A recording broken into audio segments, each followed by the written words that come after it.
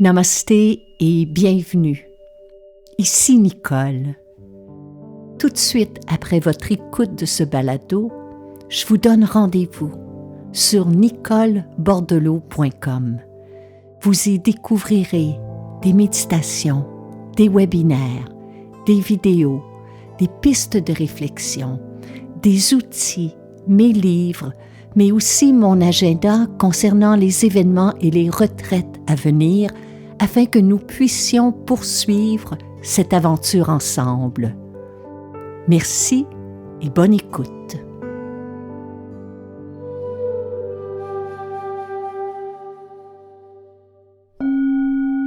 Heureuse de vous retrouver.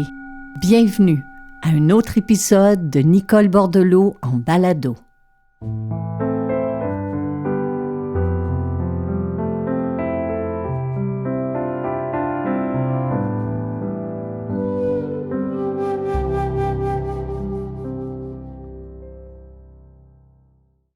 Je suis tellement heureuse de vous retrouver.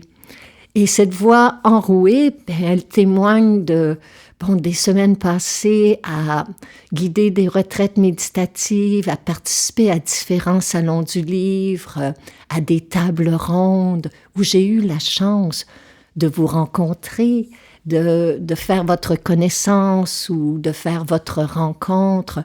Parce que j'y étais pour parler, pour présenter, pour proposer mon dernier ouvrage, une 5e saison.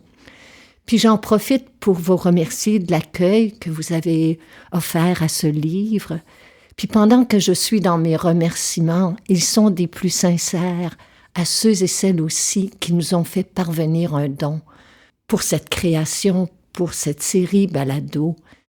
Et merci d'avance à ceux et celles qui pensent contribuer parce que ça nous permet de vous offrir ces épisodes gratuitement, sans publicité, puis ça nous aide tellement à amortir les coûts de la mise en ligne, de la production, de la création. Donc, merci à vous.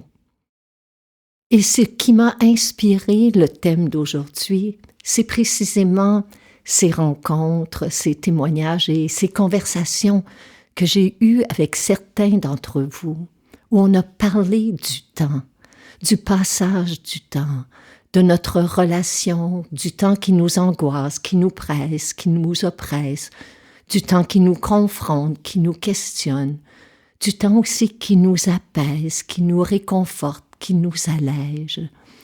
Au cœur d'une 5e saison, mon dernier ouvrage, je parle de ma relation au temps et je parle de ô combien cette traversée m'a incité à redéfinir ma relation avec lui. Alors à mon tour de vous questionner. Pour vous, qu'est-ce que le temps? Et je vous propose, dans les minutes qui suivent, à travers une réflexion et une méditation, de l'explorer ensemble.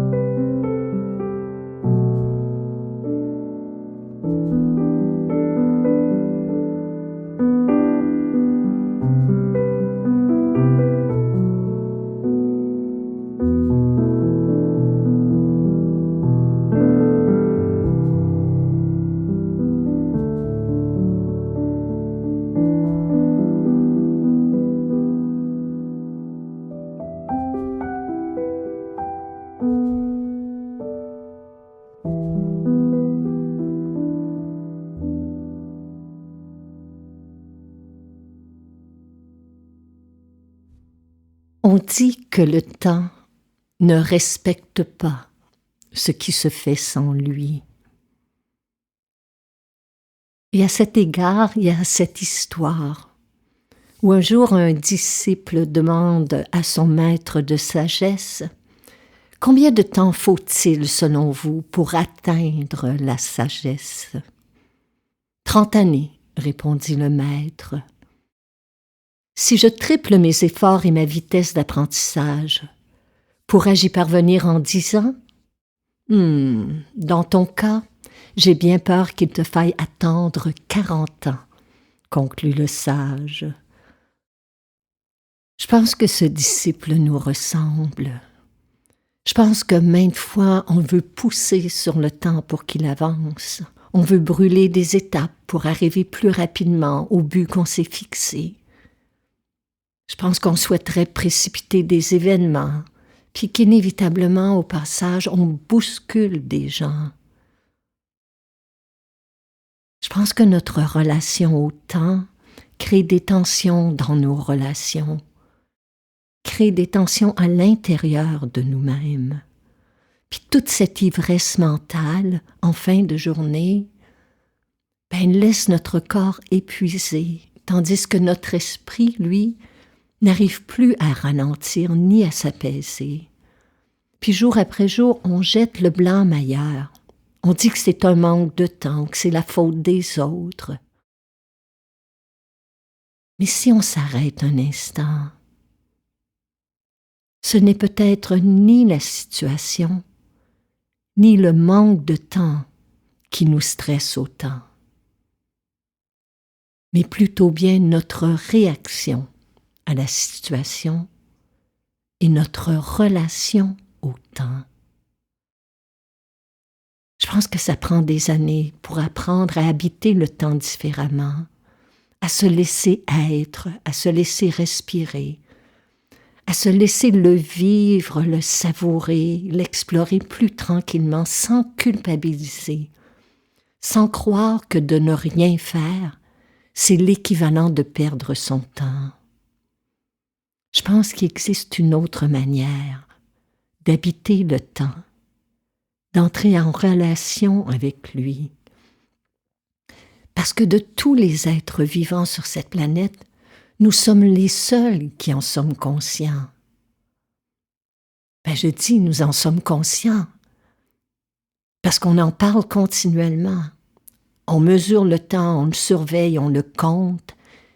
Il règle nos montres, nos calendriers, nos agendas. Le temps rythme nos jours, nos nuits, rythme nos vies.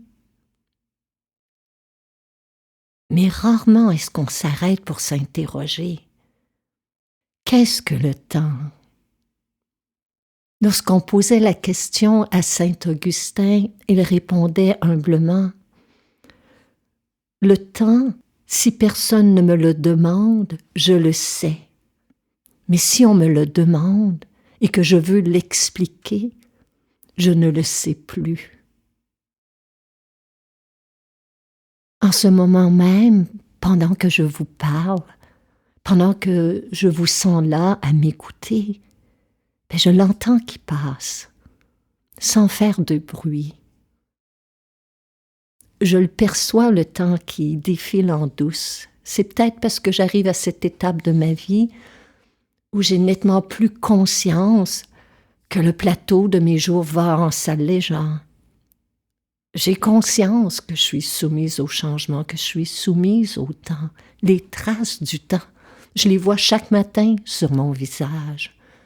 Puis quand je me réveille, je sens certains jours les sillages de son passage dans mon corps, dans mes os. Puis si je tente de le saisir, si je tente de l'arrêter, si je tente de le ralentir, j'ai l'impression qu'il me file entre les doigts. Dans le fond, ce que je tente de vous dire, c'est que le temps, pour moi, est aussi évanescent que mes souffles. On ne peut pas le toucher, ni le humer, ni l'entendre, ni le voir, ni le goûter. Comme les souffles, il est omniprésent, indispensable et insaisissable. Et pourtant, on peut l'habiter. Et pourtant, on peut l'incarner.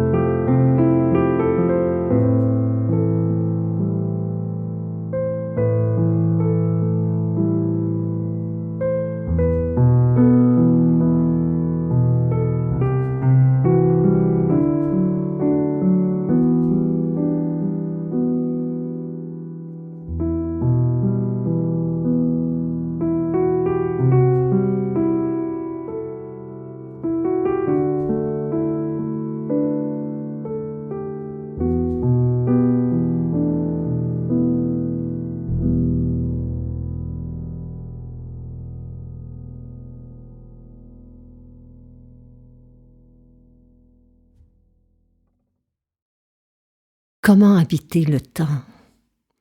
Comment l'incarner?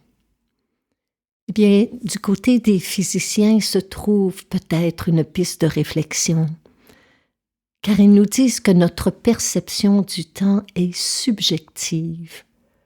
Autrement dit, c'est notre esprit qui façonne cette notion du temps, selon notre vision des circonstances, nos émotions, nos craintes et nos attentes. Par exemple, si aujourd'hui même, le passage du temps nous apaise ou nous réjouit, ou si au contraire il nous angoisse ou nous oppresse, ce n'est peut-être pas le temps lui-même qui est responsable de nos états d'être, mais plutôt bien la relation que nous entretenons avec lui. Est-ce qu'on n'accorde pas trop d'importance aux montres et aux horloges de ce monde? Est-ce qu'on n'a pas une fixation sur le matériel, le visible, le concret, puis de fait on ignore qu'il y a une autre dimension du temps, une dimension cachée, une dimension presque sacrée. Depuis l'écriture d'une 5e saison, j'ai beaucoup réfléchi sur mon regard posé sur le temps. Puis j'en parle plus longuement dans cet ouvrage, mais j'ai été inspirée par les Grecs anciens. Ces derniers considéraient qu'il y avait 3 manières d'habiter le temps qui nous est accordé, 3 dimensions ou 3 temporalités à explorer, 3 visages du temps qui venaient nous visiter dans une même journée. Ils les appelaient Chronos, Kéros et Aïon. Et ces 3 temps ne s'opposaient pas, ils s'unissaient comme les cordes d'un même instrument. En fait, en fin de journée, ils s'assuraient d'avoir visité ces 3 dimensions du temps. Puis je pense qu'on pourrait grandement s'en inspirer dans notre société d'aujourd'hui. Le premier est celui qui porte le nom de Chronos. C'est le temps que l'on compte, celui qui s'affiche sur nos montres, celui qui règle nos heures, nos échéances. C'est celui des rappels, des objectifs, des bilans, des résultats. Chronos, c'est le bâtisseur de nos sociétés, de nos journées. C'est le gardien de nos échéances. C'est celui qui parfois nous presse, nous oppresse, nous stresse. C'est celui qu'on a l'impression qui nous file entre les doigts.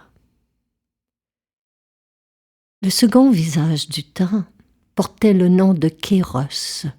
C'est un temps plus aérien. C'est un temps qui ne se calcule pas mais qui se ressent. C'est un temps qui surgit dans une rencontre, un regard, une éclaircie entre 2 pensées. C'est celui de l'intuition, d'un pressentiment. C'est le temps qui nous dit c'est le bon moment d'agir, d'avancer ou au contraire de marquer une pause. C'est un temps qui est intuitif, contemplatif, méditatif. C'est celui du recueillement, du temps d'une prière.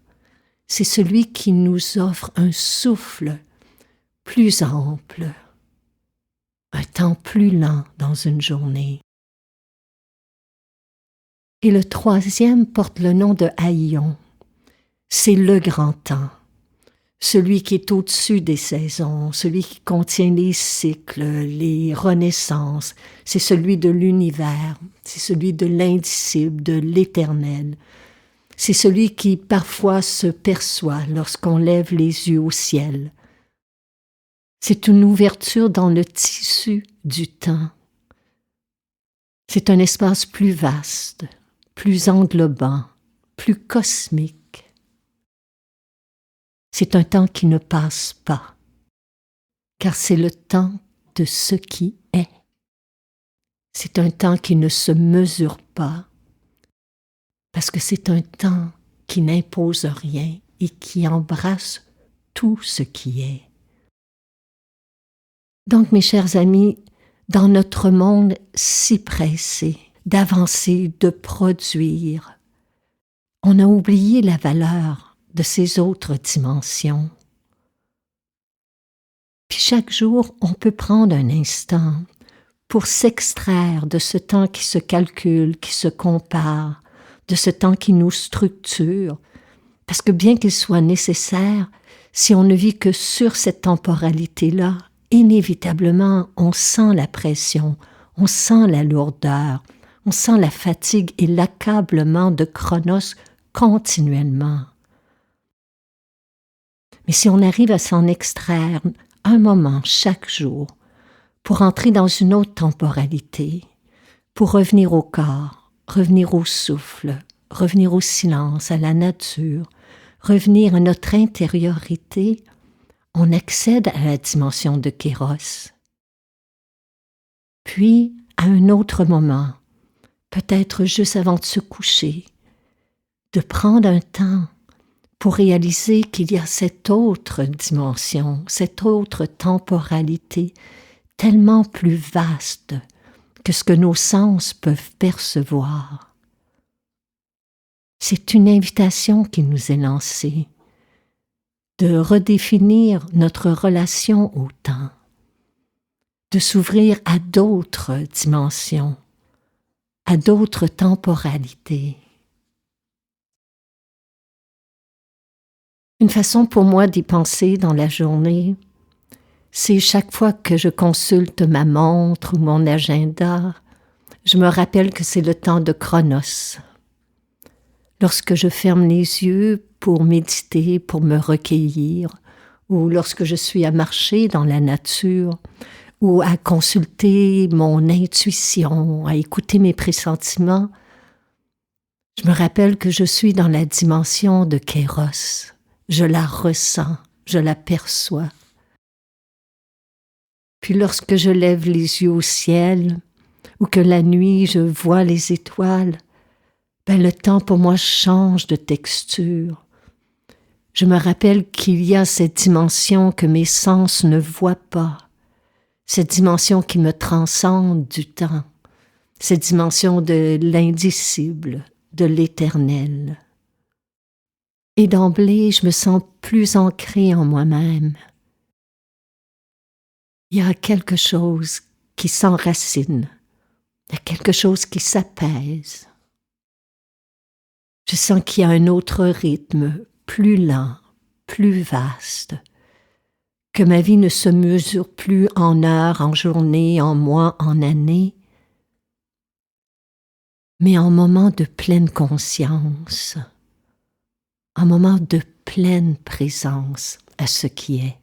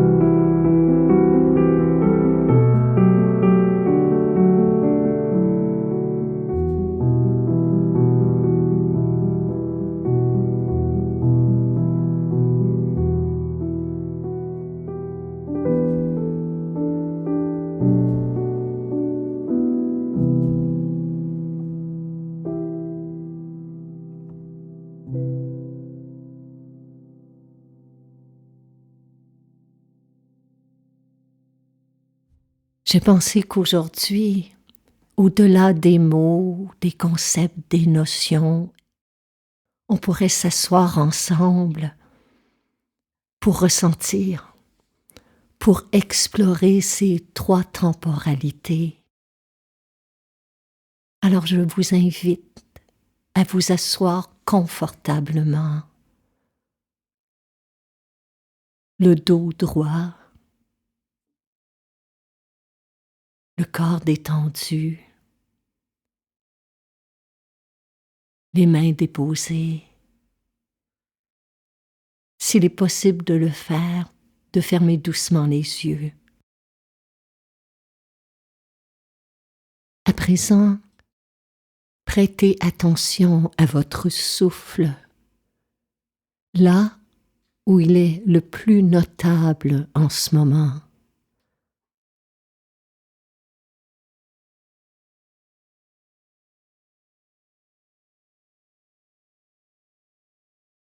Est-ce dans la profondeur du ventre, dans le torse, au niveau des narines?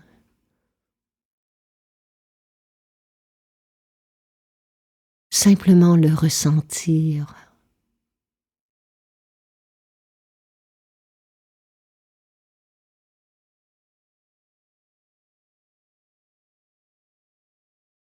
Il n'y a rien à changer, rien à faire.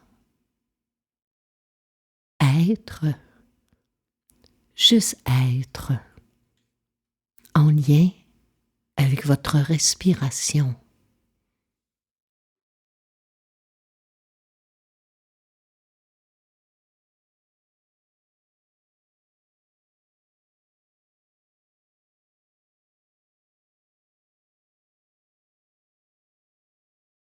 Simplement ressentir le corps qui inspire, le corps qui expire.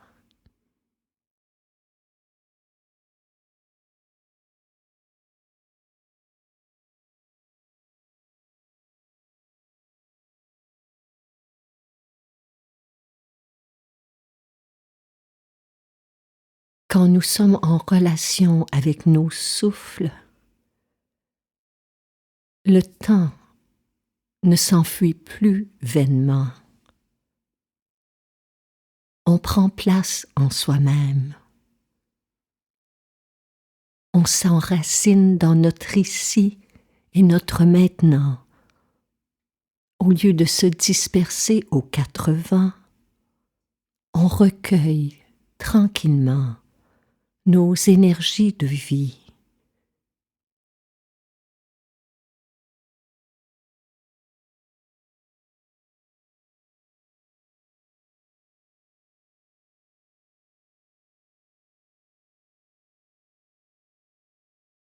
Recueillir nos énergies de vie, respirer consciemment, être pleinement présent, ne signifie pas que nos pensées vont cesser de défiler dans notre tête.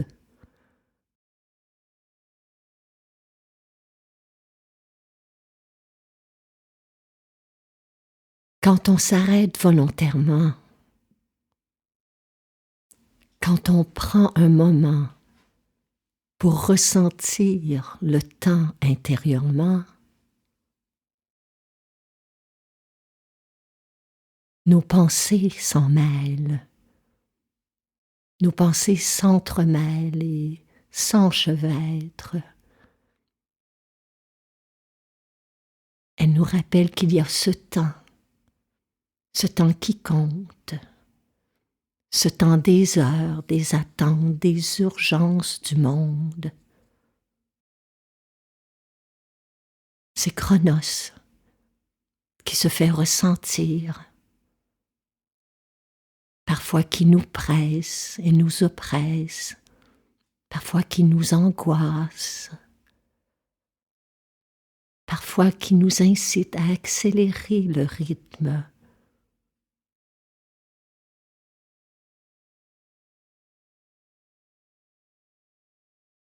Or, c'est le moment de le découvrir sous un autre éclairage. C'est le moment d'entrer en lien avec lui différemment.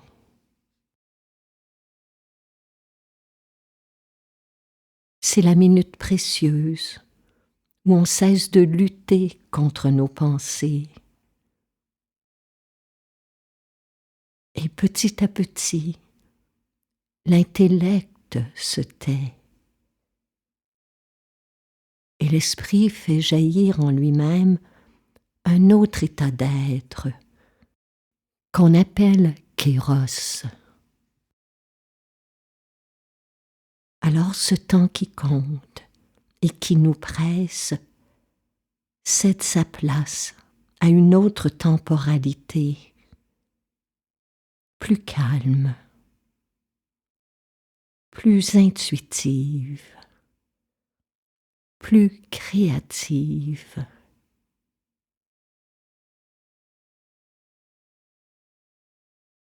Une temporalité plus vivante, plus vibrante, comme si le temps respirait au même rythme que nous.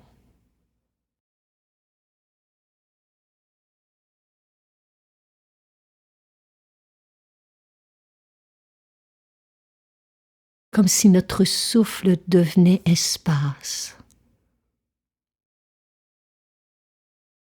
comme si nous n'étions plus dans le temps, mais que le temps était en nous, qu'on l'incarnait. C'est haillons,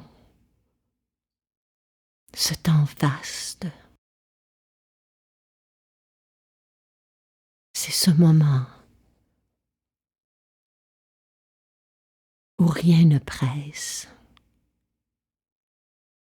où rien ne manque.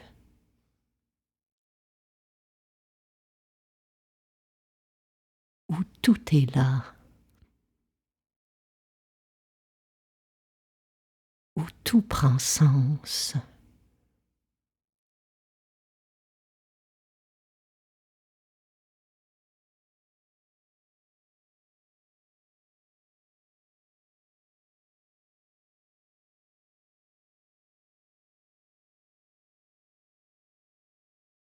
Méditer, c'est habiter ce lieu. C'est s'ouvrir à une autre dimension du temps. C'est cesser de courir après lui pour le laisser advenir en soi. C'est celui de la pure présence.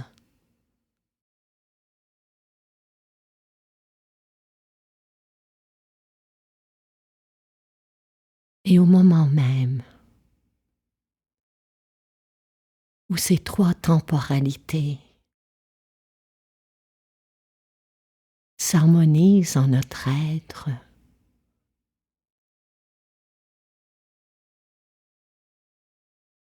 nous ne sommes plus face au temps.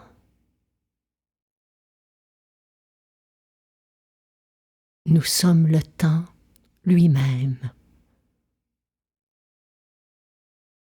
Nous sommes l'espace. Nous sommes le souffle.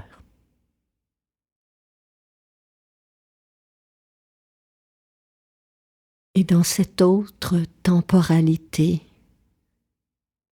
l'éternité prend forme, ici et maintenant, et nulle part ailleurs qu'en soi-même.